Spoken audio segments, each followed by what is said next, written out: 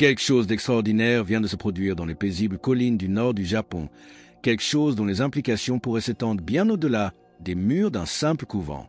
Il y a quelques jours à peine, dans le silence sacré d'Akita, Sœur Agnès Sasagawa a reçu ce que beaucoup qualifient de communication spirituelle la plus significative des dernières décennies. À l'âge de 94 ans, cette âme religieuse, connue pour avoir vécu des événements miraculeux qui ont fasciné le monde, s'est retrouvée une fois de plus choisie comme messagère.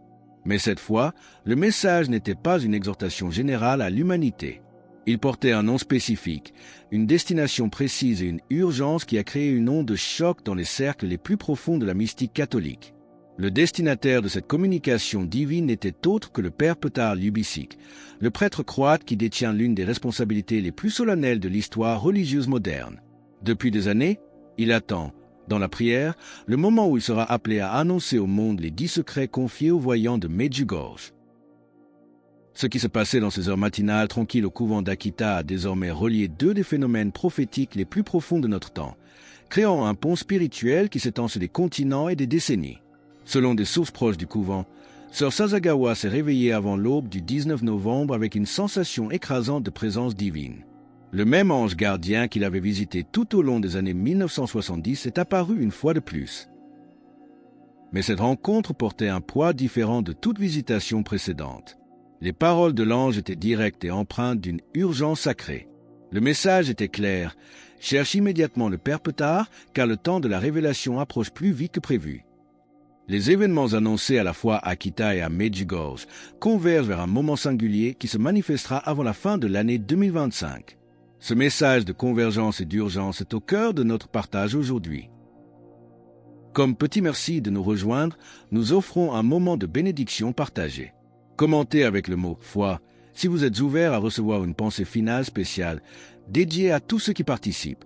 Et s'il vous plaît, appuyez sur « j'aime » si vous appréciez ce moment. Ce développement est d'autant plus remarquable qu'il survient après des décennies de silence. Sœur Sasagawa n'avait reçu aucune communication surnaturelle majeure depuis son message profond de 2019. Le couvent s'était installé dans son rythme de contemplation tranquille, la vieille religieuse consacrant ses dernières années à l'intercession. Pourtant, en ce matin de novembre, la quiétude a été interrompue par une intervention divine qui allait propulser à nouveau ce lieu reculé du Japon au centre de l'attention spirituelle mondiale. Restez bien avec nous, car au fur et à mesure que notre histoire se déroule, nous découvrirons le contenu précis de ce message, la nature de l'événement imminent qu'il annonce, et comment le père Petar a réagi en recevant cette nouvelle bouleversante. Les instructions de l'ange étaient spécifiques et ne pouvaient être ignorées. Sœur Sasagawa devait contacter le père Petar par des intermédiaires et lui transmettre un message pour le préparer à un événement spirituel imminent. Cet événement, selon la révélation angélique, servirait de pont entre les avertissements larmoyants donnés à travers la statue d'Akita et les secrets prophétiques scellés à Medjugorje. Mais quelle est la nature de ce pont? Le message parle d'une grande illumination. Qu'est-ce que cette illumination et comment sera-t-elle vécue différemment par ceux qui prient et ceux qui refusent la conversion? La convergence de ces 2 phénomènes surnaturels pointe vers quelque chose de sans précédent dans la mystique catholique moderne.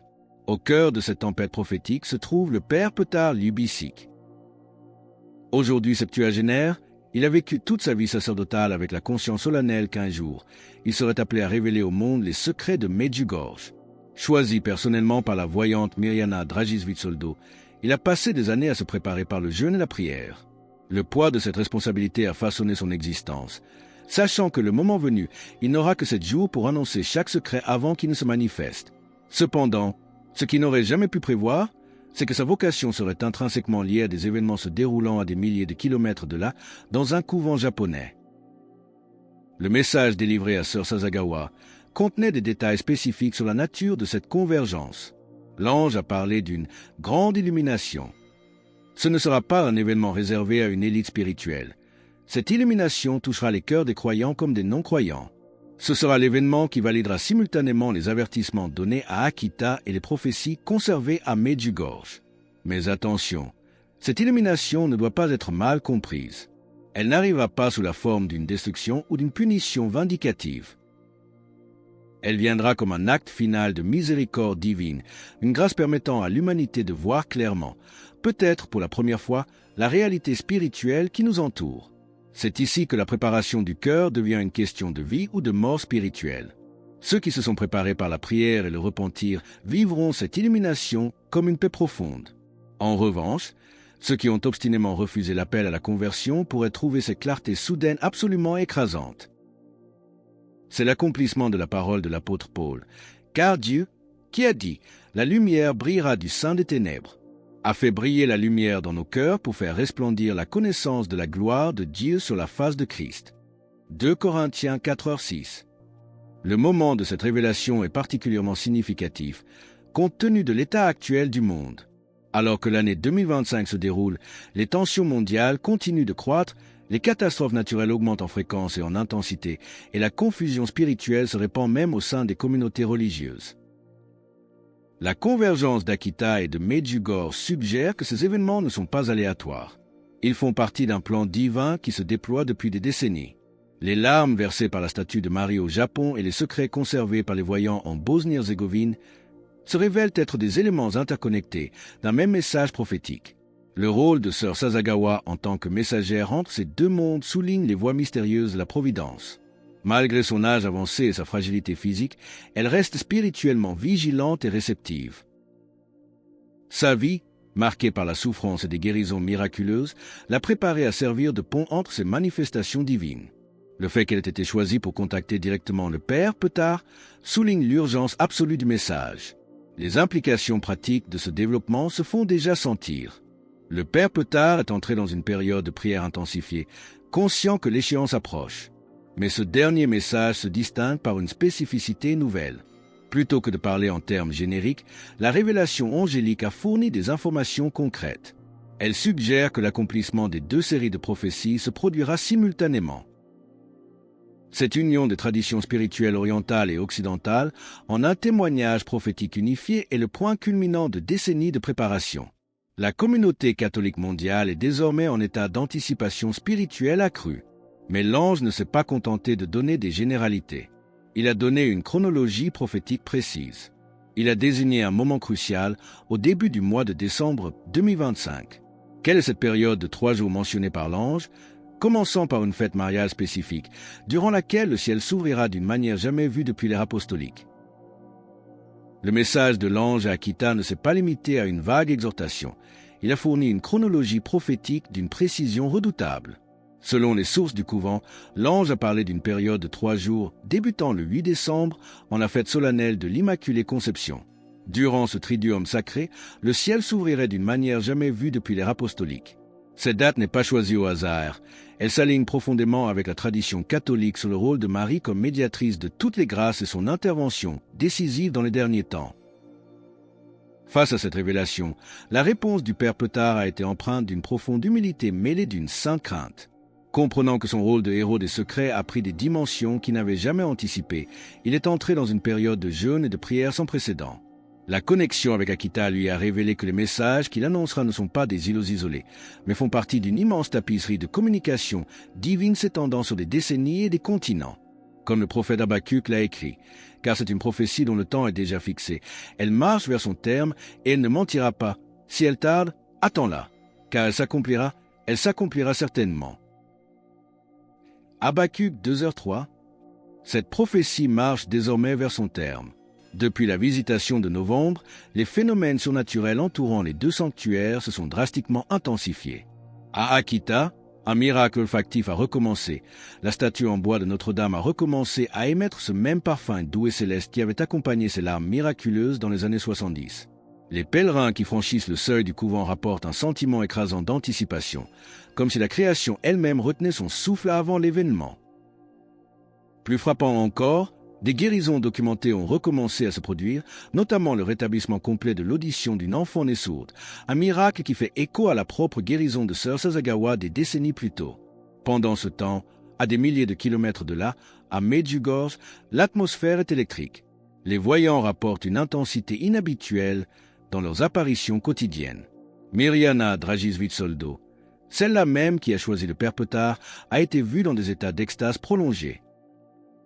Les témoins locaux décrivent son visage rayonnant d'une lumière surnaturelle, et ses prières post-apparition sont devenues plus urgentes, plus passionnées. Elle a confié à ses proches que le ton de la Vierge a changé. Il est empreint d'une urgence maternelle, signalant que le temps des 12 avertissements touche à sa fin. Les théologiens et les mariologues observent cette convergence avec stupeur. Les larmes de douleur versées à Akita pour un monde qui s'éloigne de Dieu trouvent leur réponse divine dans les secrets de Medjugorje. L'ère des avertissements cède la place à l'ère de l'action divine. Cette intensification n'a pas échappé aux plus hautes sphères de l'Église. Le cardinal Sarah aurait fait une déclaration privée stupéfiante concernant ce grand procès et le triomphe à venir. Mais plus concret encore, le père Petard a commencé les préparatifs pratiques pour la diffusion mondiale du premier secret. Quelle est la nature exacte de ce premier signe qui sera visible par toute l'humanité, et comment sœur Sasagawa est-elle décrite comme le pont mystique entre l'Orient et l'Occident dans cette bataille finale? Le sens théologique de cette convergence sans précédent ne peut être sous-estimé. Des érudits bibliques et des mariologues ont noté que la connexion soudaine entre Akita et Medjugorje semble accomplir d'anciennes prophéties sur le triomphe final du cœur immaculé de Marie. Les larmes versées à Akita représentaient la douleur de la mère bénie pour un monde qui s'éloignait de Dieu, tandis que les secrets de Medjugorje contiennent la réponse divine, l'action corrective à cet éloignement. Leur fusion suggère que l'ère des avertissements cède désormais la place à une ère d'action divine directe. Le cardinal Sarah, s'exprimant en privé lors d'une réunion d'évêques à Rome, aurait affirmé que l'Église se trouve au seuil de sa plus grande épreuve et de son plus grand triomphe. Il a suggéré que les événements qui se déroulent entre le Japon et la Bosnie-Herzégovine représentent le début de cette purification finale, celle qui conduira à une ère de paix différente de tout ce que l'humanité a connu. C'est l'accomplissement de la promesse biblique, car, du levant du soleil jusqu'à son couchant, mon nom est grand parmi les nations, dit l'Éternel des armées. Malachie 1h11. Cette union de l'Orient et de l'Occident dans la prophétie est un signe des temps. Les préparatifs pratiques pour la révélation imminente ont commencé avec un sérieux nouveau. Le père Petard a été en communication avec les principaux médias catholiques, les préparant à des annonces qui nécessiteront une diffusion mondiale immédiate. Selon des sources informées des messages de Medjugorje, le premier secret sera un signe surnaturel visible par toute l'humanité. Il servira de confirmation divine de l'authenticité des deux lieux d'apparition et validera des décennies d'avertissements prophétiques. Le rôle de sœur Sasagawa comme pont entre ces deux phénomènes a pris des dimensions qui dépassent sa mission personnelle. Le message de l'ange a indiqué qu'elle représente la dimension contemplative de l'Église. Par sa prière cachée et son sacrifice, elle a soutenu le monde durant ses heures les plus sombres. Sa communication avec le père Petard symbolise l'union sacrée entre le ministère contemplatif et actif, entre l'Orient et l'Occident, entre l'Église souffrante et l'Église militante qui se prépare à la bataille spirituelle. Si ce message d'unité et de puissance de la prière cachée résonne profondément en vous et que vous vous sentez poussé à affirmer votre foi en cet instant, partagez Amen dans les commentaires ci-dessous. La réponse des fidèles à travers le monde a été extraordinaire. Des groupes du rosaire apportent des confirmations surnaturelles, y compris des visions de Marie en pleurs, des appels à une pénitence intensifiée. Aux Philippines, une statue de Notre-Dame de Fatima a commencé à pleurer des larmes de sang lors d'une vigile centrée sur la connexion Akita-Medjugorje. Au Mexique, des milliers de personnes se sont rassemblées à la basilique de Guadalupe après que des rapports ont indiqué que l'expression de l'image de Notre-Dame semblait avoir changé, adoptant un regard de profonde tristesse mêlée d'espérance. Ces développements ne sont pas passés inaperçus aux yeux des autorités séculières. Les agences de presse internationales commencent à préparer leur couverture pour ce que beaucoup anticipent comme des événements religieux mondiaux sans précédent. Les services de sécurité, tant au Japon qu'en Bosnie, ont discrètement lancé des préparatifs pour des afflux massifs de pèlerins, tout en maintenant un scepticisme officiel de façade. La convergence d'Akita et de Medjugorje, scellée par le dernier message de sœur Sasagawa, signale le point culminant imminent d'une ère de miséricorde divine qui s'est étendue sur des décennies. Mais ce message n'était pas seulement informatif, il était transformateur.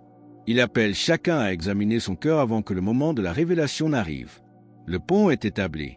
Mais alors que le monde attend, le poids de ces révélations a commencé à se manifester physiquement sur le père Petard lui-même. 2 jours après la visitation angélique, quelque chose de terrifiant et de merveilleux s'est produit pendant sa messe matinale. Qu'a-t-il vu qu'il a fait s'effondrer à genoux en pleurant? Et quels sont les 3 mots qu'il n'a cessé de murmurer après, confirmant que le compte à rebours a commencé? Le pont entre Akita et Medjugorje est désormais établi, mais le poids de cette connexion mystique a commencé à se manifester de manière physique et bouleversante sur ceux qui en sont les porteurs. Aux premières heures du 21 novembre, Seulement 2 jours après la visitation angélique de Sœur Sasagawa, l'impensable s'est produit dans l'église paroissiale de Saint-Jacques à Medjugorje. Le père Petard, qui célébrait sa messe matinale habituelle, s'est soudainement effondré au moment le plus sacré de la liturgie, la consécration de l'Eucharistie. Les témoins présents décrivent un silence profond et lourd qui est tombé sur l'assemblée alors que le prêtre âgé tombait à genoux. Ce n'était pas une faiblesse physique ou un malaise médical. C'était, selon tous les observateurs, une rencontre spirituelle écrasante. Il est resté immobile, pétrifié dans cette posture d'adoration, pendant près de 10 minutes. Ceux qui étaient assez proches ont vu son visage. Il ne marquait pas la douleur, mais était rayonnant, baigné d'une lumière intérieure, tandis que des larmes coulaient abondamment sur ses joues. Lorsqu'il s'est finalement relevé pour terminer la messe, sa voix portait un tremblement nouveau, celui d'un homme qui vient de voir quelque chose qui dépasse l'entendement humain. Mais ce sont ces paroles après le service qui ont glacé le sang des fidèles. On l'a entendu murmurer, de manière répétée et obsessionnelle, une phrase en croate. « Le temps s'est raccourci. Le temps s'est raccourci. » Cette phrase fait écho de manière terrifiante à l'avertissement de l'apôtre Paul. « Voici ce que je dis. Frères, c'est que le temps est court, que désormais ceux qui ont une femme soient comme n'en ayant pas, et ceux qui usent du monde comme n'en usant pas, car la figure de ce monde passe. » 1 Corinthiens 7, 29-31. La connexion immédiate entre le message du Japon et cette expérience mystique en Bosnie a créé une onde de choc qui est remontée jusqu'au sommet de la hiérarchie ecclésiastique. Le cardinal Parolin, secrétaire d'État du Vatican, a pris une mesure rare. Il a annulé toutes ses audiences prévues pour le 22 novembre. Pourquoi ? Pour s'engager dans des consultations d'urgence avec des théologiens experts en révélation privée.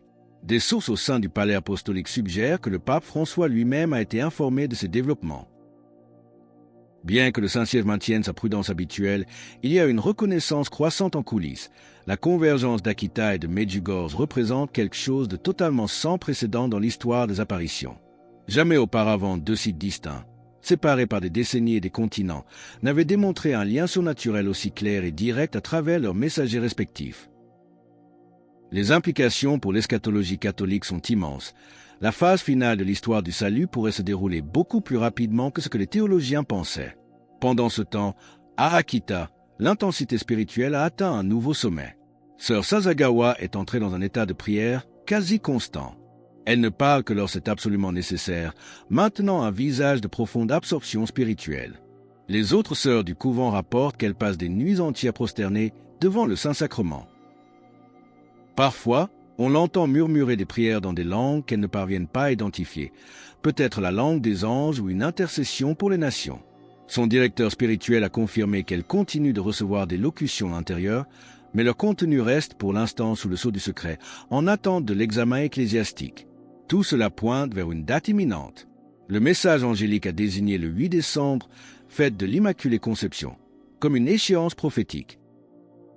Le pont entre les larmes d'Akita et les secrets de Medjugorje est solide. Mais alors que nous approchons de cette date mariale, une question brûlante demeure. Quelle est la nature exacte de cet événement qui commencera le 8 décembre ? Est-ce le début des 3 jours dont l'ange a parlé ? Et comment cela transformera-t-il notre compréhension de l'intervention du ciel dans l'histoire humaine ? Le rôle de Sœur Sasagawa en tant que pont entre ces 2 phénomènes surnaturels a pris des dimensions prophétiques qui s'étendent bien au-delà de sa mission personnelle. Le message de l'ange a indiqué qu'elle incarne la dimension contemplative de l'Église. Par sa prière cachée et son sacrifice silencieux, elle a soutenu le monde durant ces heures les plus obscures. Sa communication spirituelle avec le Père Petard symbolise une union sacrée, l'union entre le ministère contemplatif et actif, entre l'Orient et l'Occident, entre l'Église souffrante et l'Église militante qui se prépare maintenant à la bataille spirituelle. C'est l'accomplissement vivant de la parole du Christ, car comme l'éclair part de l'Orient et brille jusqu'à l'Occident, ainsi sera l'avènement du Fils de l'homme. Matthieu 24-27. Cette lumière spirituelle, partie du Japon, l'Orient, a maintenant atteint la Bosnie, l'Occident, signalant que le temps est venu. Les préparatifs pour la révélation imminente sont désormais entrés dans une phase active et concrète. Selon des sources bien informées, le Père Petard a été en communication avec les principaux médias catholiques, les préparant à des annonces qui nécessiteront une diffusion mondiale immédiate. La nature de ce qui vient a été précisée. Le premier secret ne sera pas une parole cachée, mais un signe surnaturel visible par toute l'humanité.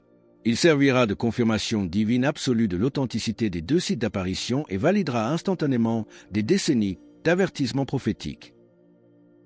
La réponse des fidèles à travers le monde face à cette convergence est tout simplement extraordinaire. Des groupes de prière du rosaire signalent des confirmations surnaturelles. Aux Philippines, lors d'une vigile centrée sur la connexion Akita-Medjugorje, une statue de Notre-Dame de Fatima a commencé à pleurer des larmes de sang. Au Mexique, des milliers de fidèles se sont rassemblés à la basilique de Guadeloupe après des rapports indiquant que l'expression de l'image de la Vierge avait changé, adoptant un regard de profonde tristesse mêlée d'espérance. Pour rejoindre notre communauté et ne manquer aucune de ces histoires inspirantes qui témoignent de la présence active de Dieu, pensez à cliquer sur « J'aime » et à vous abonner. Ces développements ne sont pas passés inaperçus aux yeux du monde séculier. Les organisations de presse internationales commencent à préparer leur couverture pour ce que beaucoup anticipent comme des événements religieux mondiaux sans précédent. Plus discrets, mais tout aussi révélateurs, les agences de sécurité, tant au Japon qu'en Bosnie-Herzégovine, ont lancé des préparatifs pour gérer des afflux massifs de pèlerins, tout en maintenant officiellement un scepticisme de façade. Ils savent que quelque chose arrive. La convergence d'Akita et de Medjugorje signale le point culminant imminent d'une ère de miséricorde divine qui s'est étendue sur des décennies. Les larmes du Japon et les secrets des Balkans sont les 2 faces d'une même pièce, l'appel final du ciel à l'humanité. Nous sommes maintenant sur le seuil de la révélation. Le monde retient son souffle, les fidèles serrent leur chapelet. Mais il reste une dernière pièce au puzzle prophétique, une fenêtre de temps très précise révélée par l'ange. Le 8 décembre n'est pas seulement une date de début, c'est le commencement d'une période de 3 jours spécifiques. Que arrivera-t-il exactement durant ces 72 heures où le ciel s'ouvrira? Et quelle est la décision finale que chaque âme devra prendre avant que cette fenêtre ne se referme? Le message délivré par l'ange à Sœur Sasagawa contient une précision temporelle qui donne le vertige. Il a parlé d'une période spécifique de 3 jours, commençant le 8 décembre, jour de la fête de l'Immaculée Conception. Durant ces 72 heures sacrées, a révélé l'ange, le ciel s'ouvrira d'une manière qui n'a jamais été vue depuis l'ère apostolique. Ce n'est pas une coïncidence liturgique, c'est un rendez-vous divin. Cette fenêtre de 3 jours représente l'opportunité ultime pour l'humanité de percevoir la réalité spirituelle dans toute sa clarté. Le pont entre les larmes d'Akita et les secrets de Medjugorje est désormais solidement établi. Il relie 2 piliers majeurs de la mystique catholique moderne dans une convergence qui signale la fin du temps des avertissements et le début du temps de l'action. Le monde se tient maintenant sur le seuil exact de la révélation. Des décennies d'appels du ciel sont sur le point de culminer en événements qui transformeront pour toujours notre compréhension de l'intervention divine dans l'histoire humaine. Ce message n'est pas simplement une information à consommer intellectuellement. Il est, par essence, transformateur. Il appelle chacun de nous, individuellement, à examiner son cœur et à s'aligner sur la volonté divine avant que le moment de la révélation n'arrive. Nous vivons les temps annoncés par le Christ dans l'Évangile. Quand ces choses commenceront à arriver, redressez-vous et levez vos têtes, parce que votre délivrance approche. Luc 21h28. Le Père Petard, Sœur Sasagawa et les voyants ne sont que les messagers, les acteurs de cette histoire, c'est nous. Les fidèles du monde entier retiennent désormais leur souffle, le chapelet à la main, alors que l'acte final de ce drame spirituel extraordinaire se prépare à se dérouler sous nos yeux. Ce n'est pas le moment d'avoir peur, mais d'être prêt, car le ciel est sur le point de toucher la terre. Alors que nous concluons sur cette promesse d'ouverture du ciel le 8 décembre, nous vous invitons à déclarer votre foi et votre vigilance. Commentez « Jésus est roi ci-dessous » pour affirmer cette vérité avec nous. Et votre parcours ne doit pas s'arrêter ici.